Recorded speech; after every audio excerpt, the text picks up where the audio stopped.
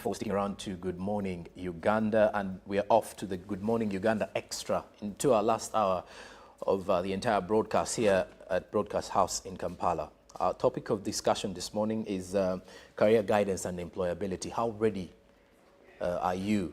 And it would be a very good kind of discussion for a student who wants to definitely get big or place yourself into a market or to attract different connections, if I'm to put it in that way. If you want to establish various connections, it's very right for you to at least have a mentor, have clear guidance, and then also understand the job space where you want to throw yourself into. But a conversation can't be with one person. And in studio this morning, I have a people development trainer, Winnie Atabaruyo, who joins me this morning to have more of this conversation and pretty much get to understand how ready we can be for employability. Good morning, Winnie. Good morning, Joram. All right, you're live on Good Morning Uganda Extra. Yes. And clearly, if you can send greetings to all our viewers before we get started. Okay, good morning, Uganda. As Joram said, my name is Winnie, and I'm happy to be here to be able to share with young people, to be able to share with students on how can you navigate your career. How do you get to that career that is actually your passion and your dream? Okay, yes. And Winnie, let's start off with career guidance here. A couple of times in high school, if I'm to throw back, remember we had a career guidance Mr. and Mistress. Yes. And well, I didn't know their purpose, not until I was in Form 6 when they started preparing us for university and the type of courses we were supposed to choose or the programs. But in my mind, I was like, maybe this is not the right thing we needed at that time. Maybe we needed serious career guidance on what to do besides just going in for a degree. What next? If we talk career guidance, of what impact does it have on, let's say, if we are to start from a student's level, why should a student really have this career guidance from the get-go of school? You mentioned it right. I think when we were at school, it was only towards UNEB that we were having these people coming in. But career guidance is actually very important. You see, many times, especially in Uganda today, you find that many people are in roles or maybe are in careers that they're not passionate about. I, for instance, I know someone who is a carpenter, but a certified doctor, a medical doctor. And we actually call him Dr. Carpenter. So it's very important because then it's about matching, having a professional person, having an experienced person, talking to these young people in line with their passion, in line with what they want to do, so that in the end, someone is in a job and they're satisfied and they're actually performing over and above, and they are not there because they just want a paycheck.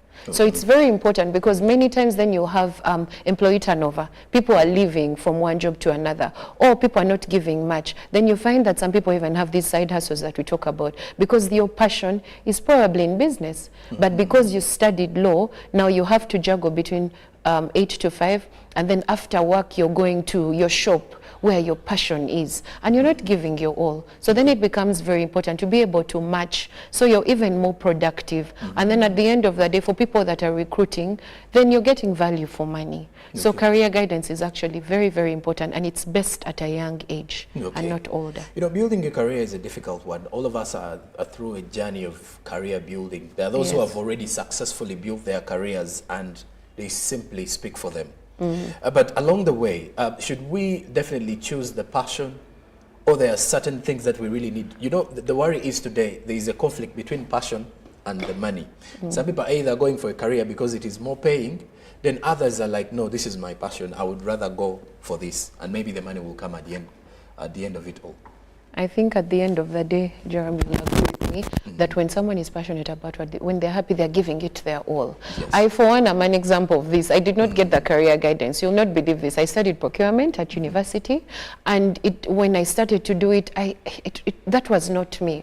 I'm an extrovert naturally. I like people. So I was in the wrong career because I then went back to school to do a course in marketing and sales. And for me, that is where the zeal and the energy came from, because I was happier going to meet people, trying to convince people, as opposed to sitting in an office and just looking at bid documents, this. So if I had gotten that advice, then I would not have done procurement at university. I would have studied business to be able to position me for where I am today. Well, so that means passion should be something that people really need to choose and go for.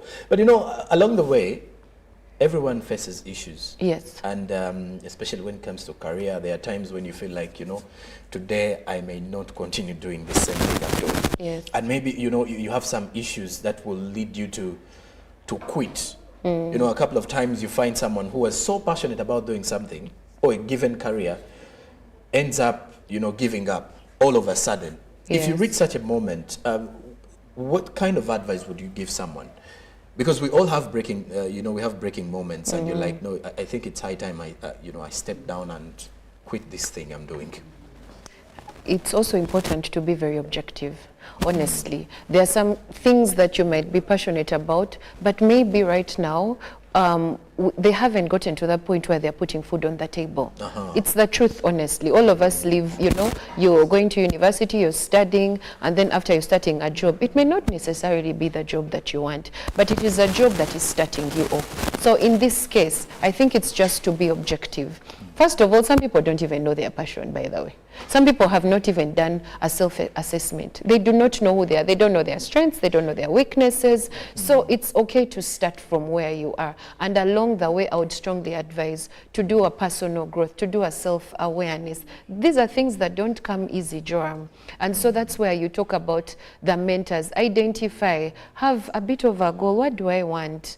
What do I really, really do that, you know, would probably give me, and then you plan that way. That's why you realize many people will start in formal employment, but along the way, they will leave. And someone has now actually perfected their business, and then that's where they will retire. So I think for me, it's about being open-minded, because I will not say, follow your dream, follow your passion. You might find someone is a good singer, but they have failed to hit, or they're upcoming forever and ever, and they're just not making the money. So then what do you do to balance? Okay. Yes, but when we talk about career, we're really talking about something that you're intentional about doing, because it's where you want to go. It's your life's dream, and you're pursuing it. Okay. Yes. And, you know, you've mentioned something about you being in the field of marketing and sales. Yes. For the marketeers out there, I don't know how to differentiate the two, marketeer or marketer. Yes. But when you look at those in the marketing industry, it is one of the most stressing space, because meeting marketeers, especially when you're trying to sell a product, at times it's not easy trying to attract an investor or someone to buy your product or to invest into something. For those who are choosing that as a career journey or a career path, you know, what kind of advice do you normally give, or would you give to, let's say, a student or even an adult who's already, you know, who's just getting into the space, trying to choose a different passion but trying marketing?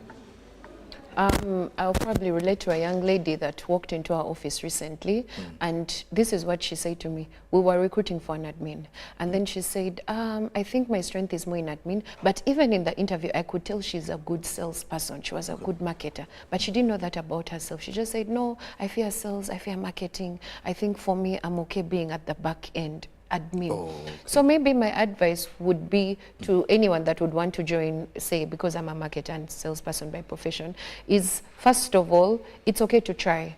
It's okay to try something and see, does it actually work for you? Because honestly, we discover ourselves. Me, I also had to discover myself. It's not like I knew I was going to be a marketer. No, it was about discovering, trying here and there. And then eventually you're able to. So for anyone that's trying to get into a space that I am in, it's about basics. Start with the low level. There'll always be sales executives. There'll always be, you know, then you build on from time to time.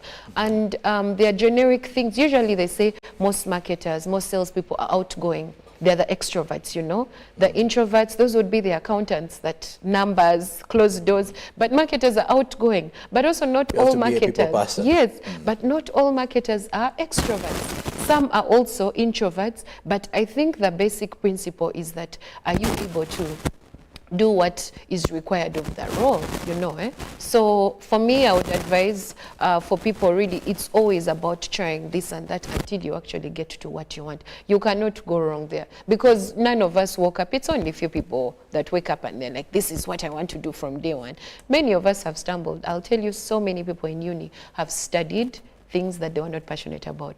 People have gotten degrees and given the parents the degree and said, this is what you wanted, now let me go and do what I want.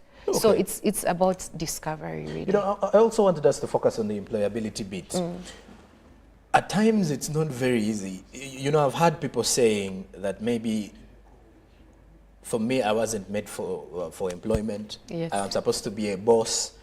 There are those people who actually come up with those kind of statements that for them, they weren't made to be employed because they don't feel like they are worth being employed. They have more of the management skills than the like. So when you look at employability, how do we prepare ourselves for employment? You know, employment can be a little bit stressing. Yes. You know, and at times we are learning on job in most cases.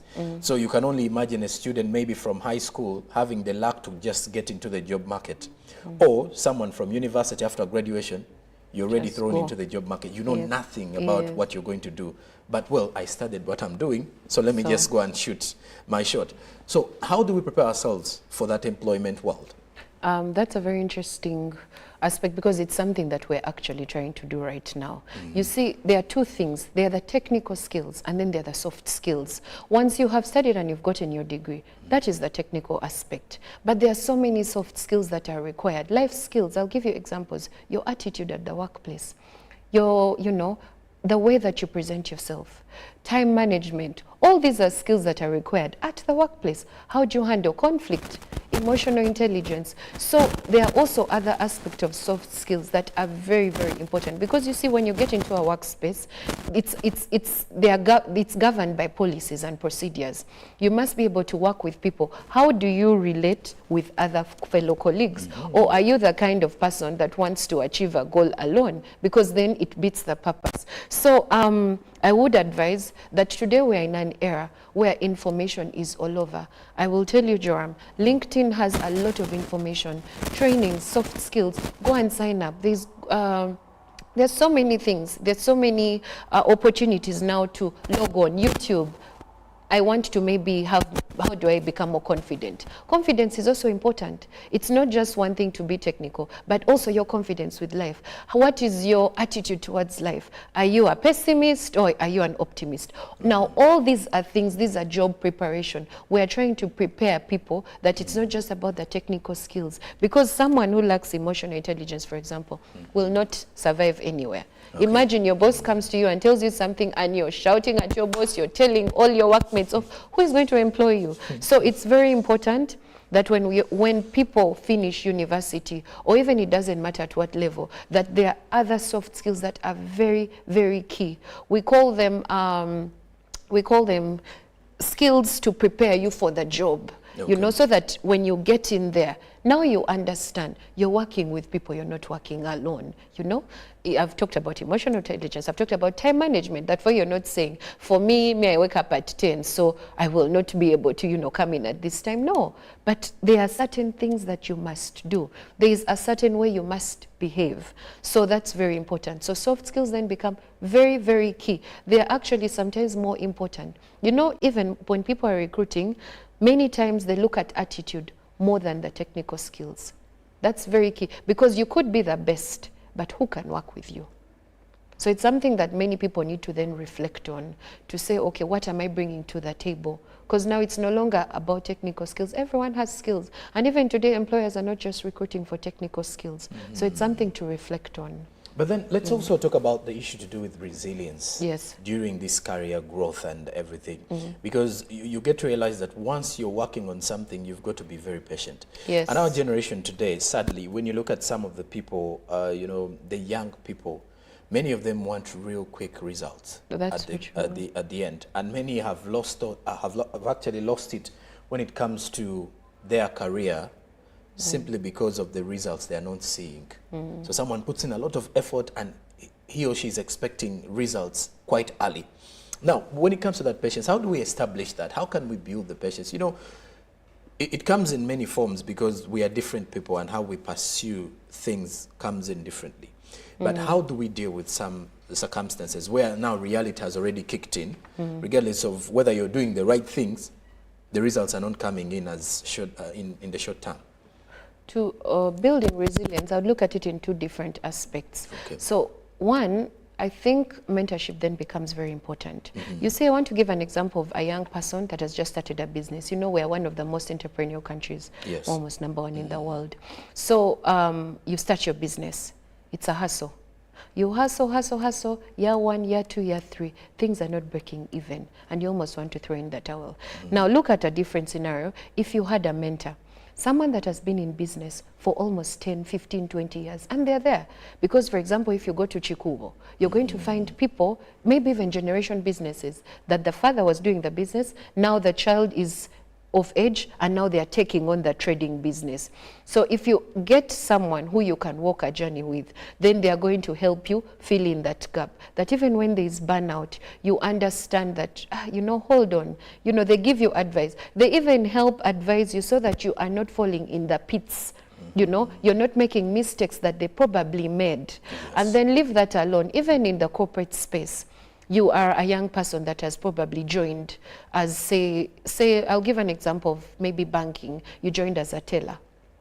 Your dream is to be a manager or maybe director, finance director, anything. But it's not going to come easy. So you need to tag yourself to someone and then go. Then also join association, join groups that are like-minded, have a goal. You know, because along the way also, if you have 10 different goals, you're saying, I want to be this in 5 years, I want to be this in 10 years, and the goal is not clearly defined, then it's difficult.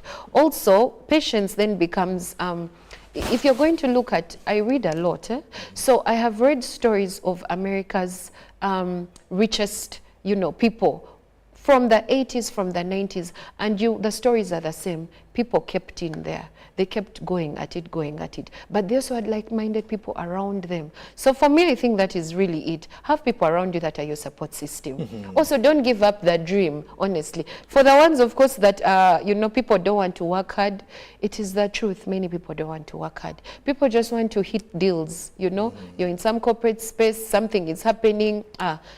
My, you know, goal, you get it. You get a car, you know. Hit it, go and maybe buy land. Before you know it, now your mindset then becomes, I need deals. But deals are not going to help you build your hard work skills. Deals are not going to help you become, you know, authentic in this space that you want to be. So also you need to do the hard work. Nothing in life is easy. True. Nothing. If you're going to be good at something, then you're going to have to be patient. Okay. From your experience with marketing and sales, you know, when you look at the problems that you've encountered, what are some of the ones you've encountered, and even your colleagues or your fellows in the same field can share with you and feel like these are some of the problems you can encounter in such a field, but this is how you can deal with them? I think I would more or less talk about a space which I have done more than even the marketing, which is more of the sales space. You see, when you're a salesperson, sales is the lifeline of any business. Without sales, there's no revenue. Actually, without sales, everyone can pack and go. The MD would also go. The company is not making money. Because there's no money. So there are so many challenges. One is that, first of all, a lot of competition. You know, things are changing. Customers, even themselves, are changing. You know, people are now more online as opposed to physical. So if your sell mode, you're thinking about reaching people physically, when you can actually, for example, sell your products online, then it becomes a problem. So you also need to integrate and move with the times. What's happening right now? Are people online? Are people offline? How do I approach my customer? How do I keep in touch with my customer? Because there's also something called relationship building. So for the space that I'm in, which is really the sales space, those are some of the challenges that we face, that you must consistently, you know, move with the times, understand your customer, know what they want, know what is changing. Tomorrow is not today. 10 years was not now. If people are doing more of a different thing, you need to be able to then track that. And I think, of course, with different people would have different challenges, but for me that has really been it, that you must keep abreast with the times. Technology has come, you cannot afford to stay the same. So you need to consistently learn. And learning is a lifelong journey, you know that. If you're going to sit back, like Joram, if you're going to sit back and say, me, I'm a presenter, what I knew 5 years ago is what I'm supposed to is what I'm doing. You're going to be kicked out. True. Because new things are coming up.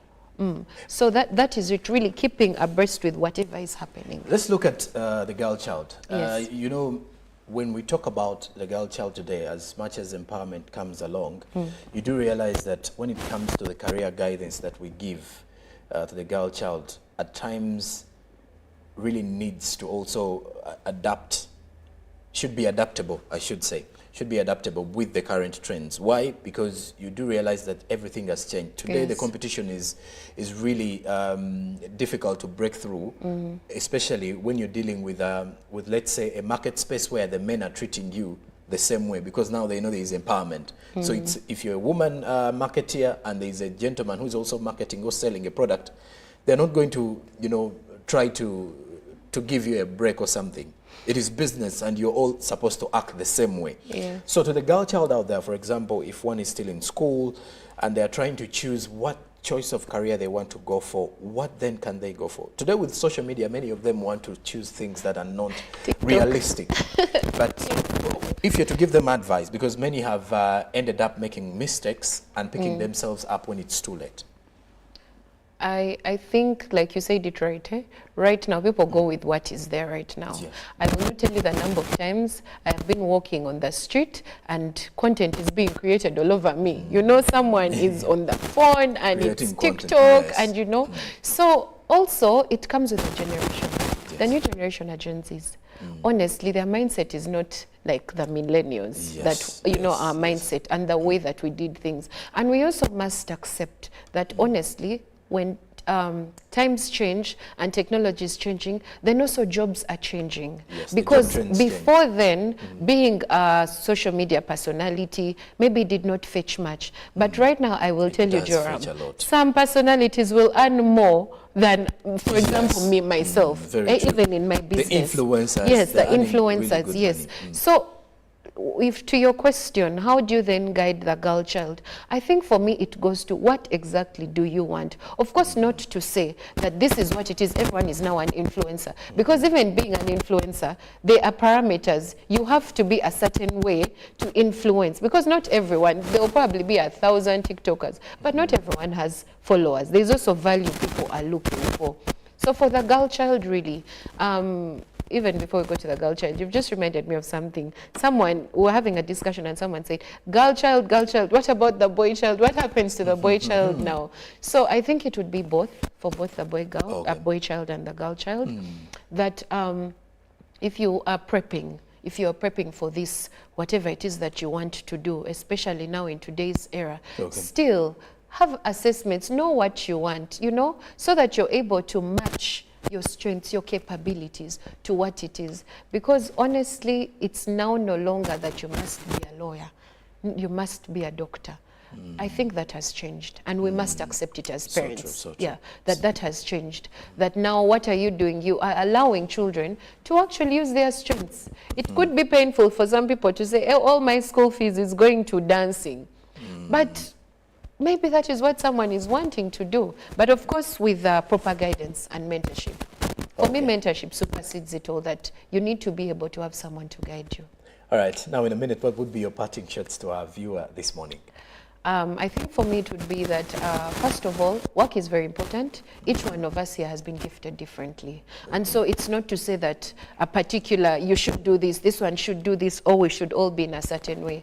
I also strongly believe that as young people, we can utilize our strengths in all aspects, but we must work. Let's forget about this shortcut saying, I need to have money, and this is what, those things don't last. And also, what are you building? You're building ethics. Hard work is an ethic, so that you're going to maybe also pass on to another generation. So do the best that you can, because we're here not for a very long time. Yeah. You know, we've all been given talents. We're here for a good time. Yes, we've been given talents. Do what you're supposed to do. And life is quite fair, by the way. Hard work usually pays. People say hard work not alone, but even working smart. So it always pays. So for me, those would be my parting shots, that we give it our best. Yeah, well, that's it. There you have it from Winnie at Tabaruyo. Now, Winnie is a sales and marketing person, but also a people development trainer. So you can get to realize why we've been having career guidance and employability as our topic of discussion this morning. We shall surely be having her next time for something pretty much similar, but away from the conversation we've been having this morning. For you who has been part of the entire conversation, I hope you've picked something out. But after the break, when we do return, I have a special guest also. This one is coming in from Sebei region. We want to also try to understand what is Sebei doing, what is the Sebei region doing and the people of Sebei doing to ensure the progress and development of the region and their own people. Good morning and stick around.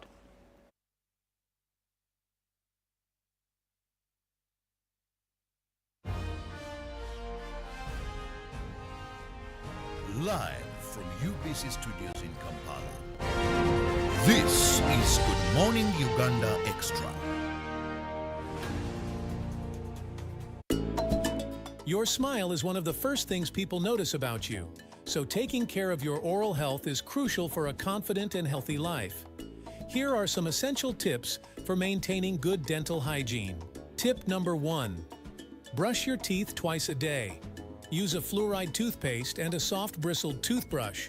Brush for at least 2 minutes, making sure to clean the front, back, and chewing surfaces of your teeth. Tip number 2. Floss daily. Flossing helps remove plaque and debris between your teeth that brushing alone can't reach. Make it a daily habit to keep your gums healthy and prevent cavities. Tip number 3. Use mouthwash. Look for one with fluoride to strengthen your teeth and an antimicrobial agent to fight bacteria. Remember though, it's not a substitute for brushing and flossing. Tip number 4. Maintain a healthy diet.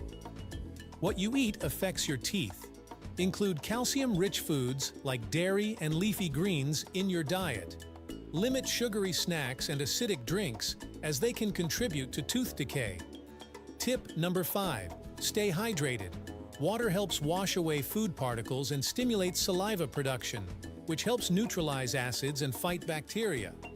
Tip number 6. Protect your teeth.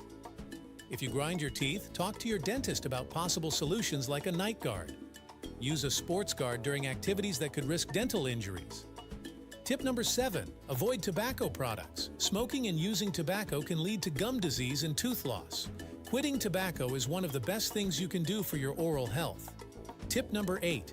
Clean your tongue. Use a tongue scraper or your toothbrush to clean your tongue. This helps remove bacteria that can contribute to bad breath. Tip number 9. Regular dental checkups. Schedule regular dental appointments for professional cleanings and checkups. Your dentist can catch issues early and provide personalized advice. Remember, these tips contribute to overall dental health, and consistency is key.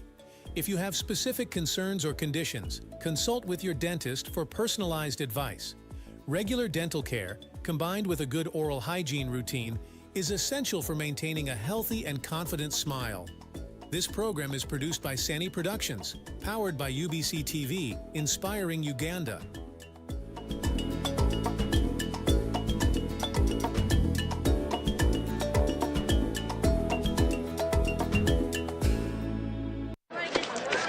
Juko. Yo.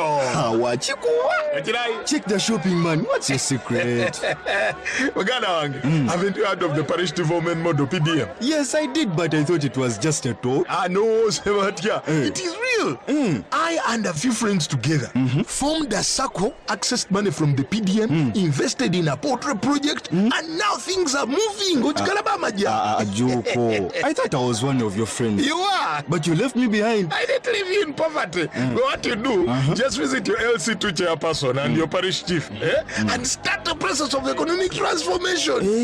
Just like that. Okay. The parish development model is an initiative from the government of Uganda through the Ministry of Local Government designed to transform all lives of Ugandans for the better. PDM, my parish, my development, my life. Nyati Motion Pictures brings you Tuko Pamoja, a documentary film about our unity as Ugandans and Africans. Bunyoro would have simply created an East African community that we are looking for today. The rulers of Bunyoro are actually Luos. We people who live across the Nile, we are so related from our myth or from just the Nile. We are the same people, and genetically we are even the same people. We are similar people. We are one. Pamoja, we are one. Use that word, pamoja. Premiering every week from 3rd February to June 2024 at the National Theatre and Indere Center. Daily screenings are from 4th February to June 2024 at Ham Cinemax and the National Theatre. To get a ticket, call 0778 787 660. Tuko pamoja?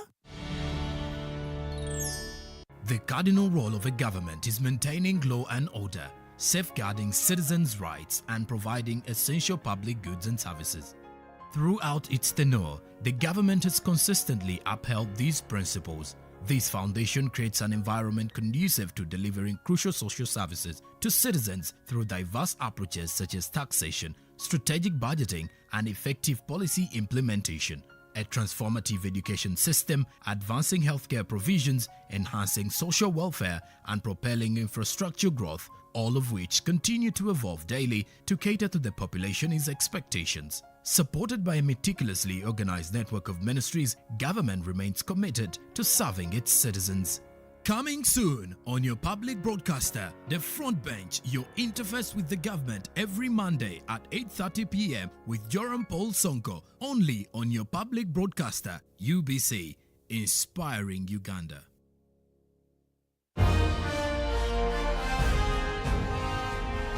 Live from UBC Studios in Kampala. This is Good Morning Uganda Extra.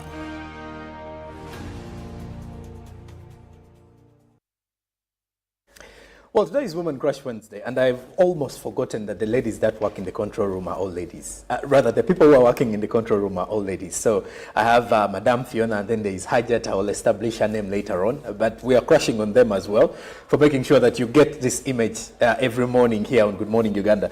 But that aside, it's Good Morning Uganda Extra, and we are heading to Sebei sub-region as we speak currently. We are looking at breaking barriers and exploring Sebei's path to progress. What has been, the social, economic challenges, how have they maneuvered through, the impact education has had on the sub-region and all of that. I actually have an entrepreneur coming in from the same region. This is Chemo Mashud Musa. A very good morning, Chemo Mashud Musa. I've just told him he has a very good name. Good morning, sir. Good morning, my brother. You're live on UBC this morning. How are you doing today? Thank you. I'm okay. And I'm here to share with you a few things as far as the socio-economic, political growth and development of Sebei sub-region is concerned. Okay. Jamal, when you look at, just a little historical background of, Sebei, how have the past events shaped the socio-economic growth of the region? Looking at that, the historical events, the past historical events as far as the socio-economic growth and development of Sebei is concerned, we have had a number of pertinent events and pertinent issues that have always enabled us to get into the map. When you look at Sebei sub-region, we border Kenya from the east, from the west, the western part of Kenya. So yes. For us, we border Kenya from the west. Yes. And looking at that alone is one of the most immediate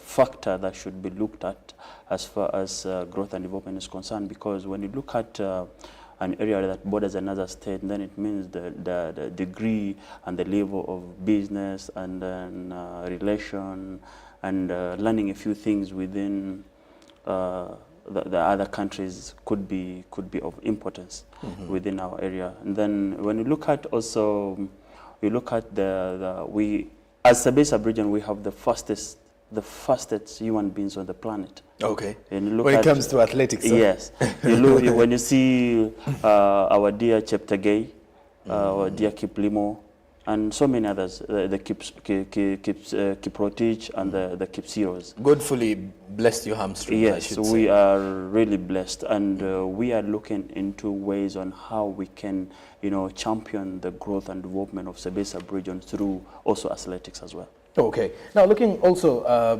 back at how the region is growing, one would want to understand, what do you perceive as the biggest obstacle over the years when it comes to the economic growth of the Sebei sub-region and its people? There are many. Okay. As far as factors that hinder growth and development is concerned within Sebei sub-region.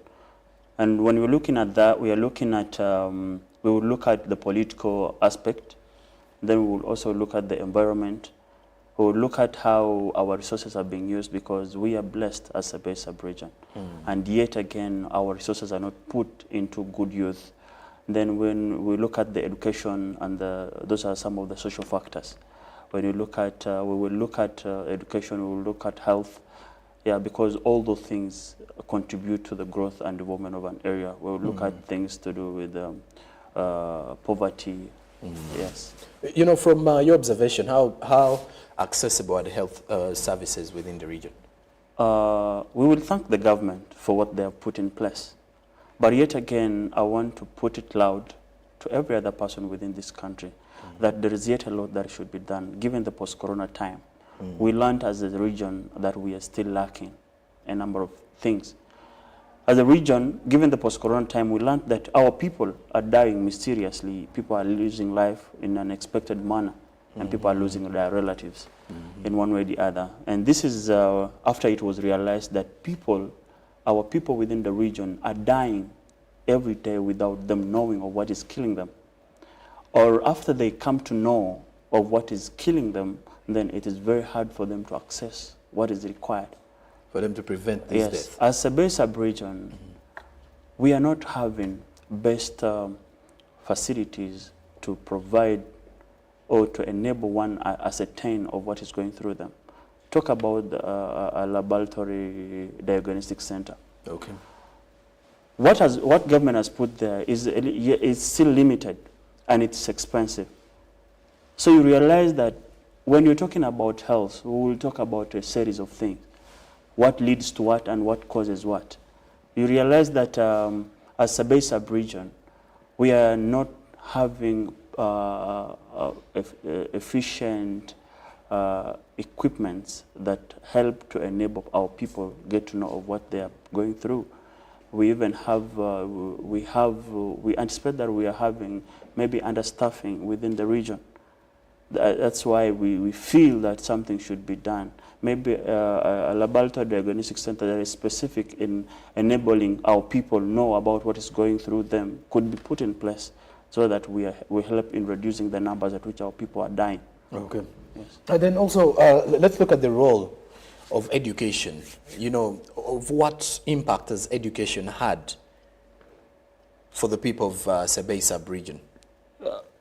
Similarly to every other factor, as a base sub-region, we are still very behind. Okay. Like I will always say, and I will continuously say, that government has done a lot, but yet there is yet more to be put in place. A case in point is education system, or the education sector in within Sebei sub-region is still low.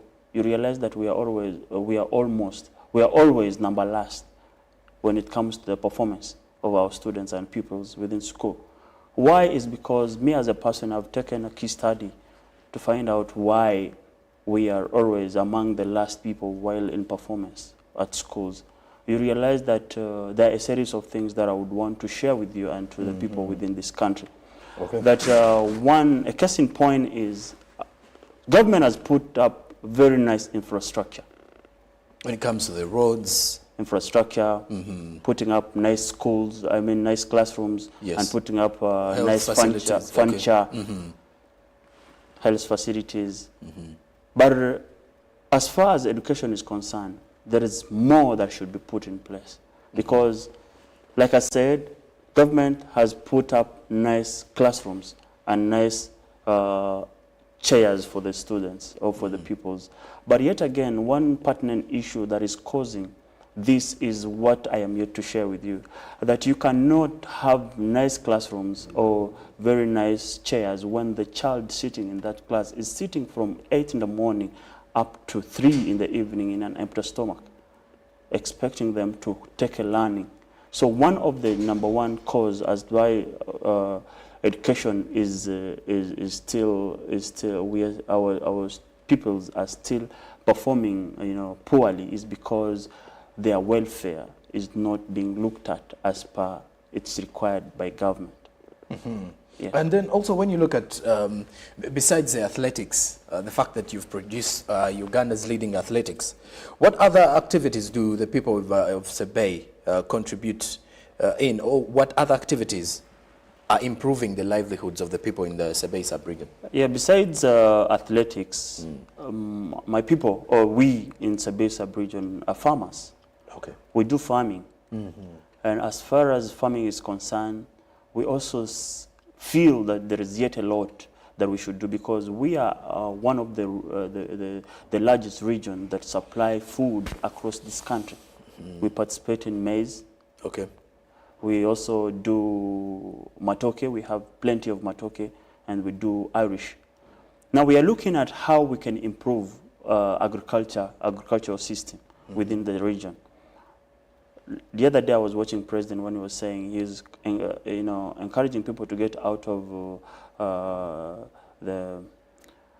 to get into commercial farming, whereby someone is in position to do something so that they have something at the end of the day they can sell and still have food to feed their families. So you realize that within Sebei sub-region, we feel that if government comes in to still improve our ways of how we could get into proper ways into doing agriculture, something could be done.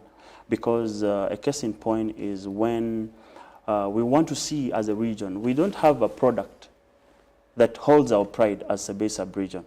We are looking at if there could be a possibility, we can make a combination of matoke, Irish, and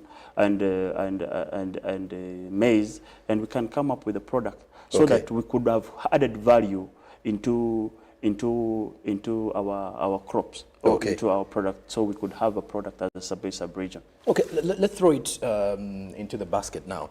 Jamal, you are an entrepreneur. What are some of the challenges that the business community is facing in the Sebei sub-region? Even you, by the way. So what are some of those issues that you're facing that you feel should be addressed real fast? Number one among the many is the civic education and mindset transformation. Okay. That is affecting everyone. You know, when you're not proper, or when you do not understand exactly how you should go with certain things, you may not know what you should do as a person. And you may not also understand of what capabilities are in you. So if you are not shaped as a person to realize of what capabilities are in you, then you may not know what you could do exactly. And that one, I can tell you that within Sebei sub-region, we have a number of people within our area, and particularly to the young people of the region.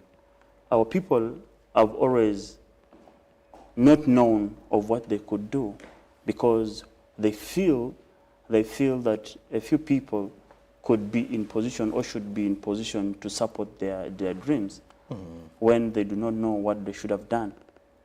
Okay. Yes. And of course that brings me to the other issue. What can the communities within the Sebei sub-region be better engaged in regards to decision making, in order to see that at least everything that is done by the government impacts a life or two?